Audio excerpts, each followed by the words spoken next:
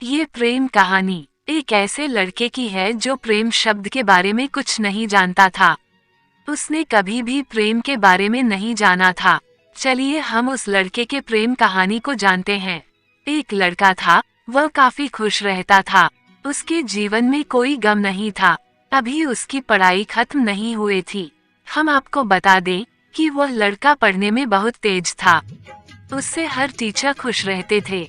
जब वह अगली कक्षा में गया तो उसके कक्षा में एक नई लड़की का दाखिला हुआ। वह लड़की पढ़ने में काफी सही थी। ये लड़का मन का काफी साफ था।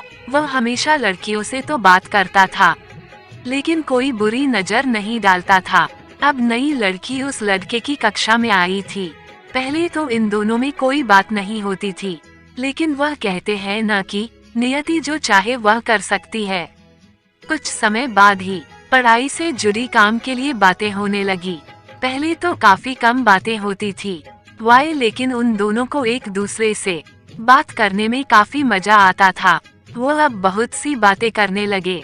उन्हें अब धीरे धीरे प्रेम भी होने लगा, लेकिन उन्हें इसका पता नहीं चला। लड़की तो बहुत जल्द समझ गई कि उसे प्रेम हो गया है। वो लड़के के साथ रहने के लिए तैयार हो गई, लेकिन लड़के को कुछ भी नहीं पता था। वो बस इसको दोस्ती ही समझता था। समय निकलता गया। अब पढ़ाई खत्म होने को थी। लड़की सोचती थी कि लड़का अपने तरफ से बोले, लेकिन लड़का अभी तक कुछ नहीं समझ सका था।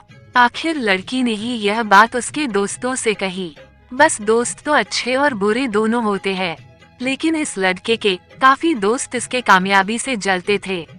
इसके साथ ही अब परीक्षा का समय भी आ रहा था, तो उस लड़के के दोस्तों ने उसकी परीक्षा को खराब करना चाहा। उन्होंने यह बात पूरे स्कूल में फैला दिया।